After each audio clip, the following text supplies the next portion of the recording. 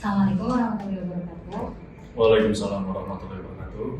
Ya, jadi sebelumnya terima kasih Mas Jose atas waktunya. Kami dari kelas 4E yang saya sendiri itu namanya Nanda Piliani. Saya Nino Kopila. Saya Rafael Widodo. Saya Widya. Kami mohon waktunya untuk melakukan wawancara untuk pemenuhan tugas psikologi kebencanaan. Tema yang akan kami angkat itu yaitu PFA atau Psychological First Aid.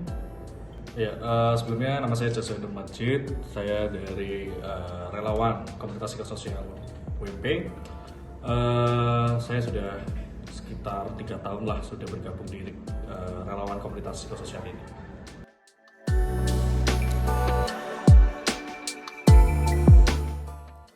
PFA itu adalah kepanjangan dari Psychological First Aid, yang dimana itu dipakai untuk memberikan dukungan psikologis kepada para penyintas atau warga yang terdampak di lokasi bencana. Untuk ibaratnya kalau misalkan kita di kesehatan itu ada namanya P3K. Nah, kalau di psikologi itu ada namanya PFA sendiri. Jadi kalau P3K itu pertolongan pertama untuk misalkan menangani luka secara fisik, medis. Nah, kalau misalkan PFA ini dilakukan untuk pertolongan pertama secara psikologis, yaitu memberikan dukungan psikologis gitu. Dan itu dilakukan dengan cara waktu yang singkat.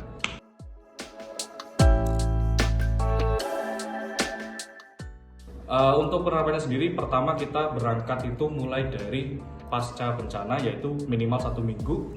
Setelah itu kita yang pertama tidak langsung melakukan PFA dulu. Yang pertama kita lakukan asesmen, karena nggak mungkin kita lakukan PFA terhadap semua warga yang terdampak. Kalau misalkan gitu, ya pasti kerepotan kan. Jadinya kita asesmen terlebih dahulu, kira-kira mana nih individu-individu di warga yang terdampak lokasi bencana itu yang membutuhkan PFA atau penanganan lebih lanjut untuk masalah psikologis. Begitu sih paling.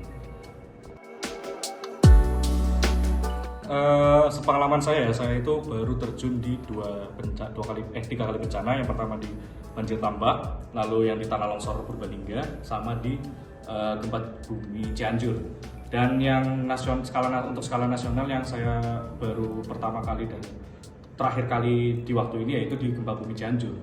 Untuk PFA yang kita lakukan di sana itu, yang pertama yang tadi saya sudah bilang, yang kita pertama bagi tim terlebih dahulu, karena kita mengkelompokkan secara usia dulu.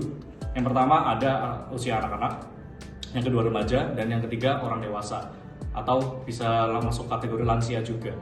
Nah, setelah kita pembagian itu, lalu kita lakukan asesmen. Asesmen itu bisa 2 cara, yang dimana cara pertama itu kita menggunakan skala. Kita menggunakan skala itu namanya IS, yaitu Impact of Event Scale. Lalu yang kedua itu kita menggunakan observasi dan wawancara.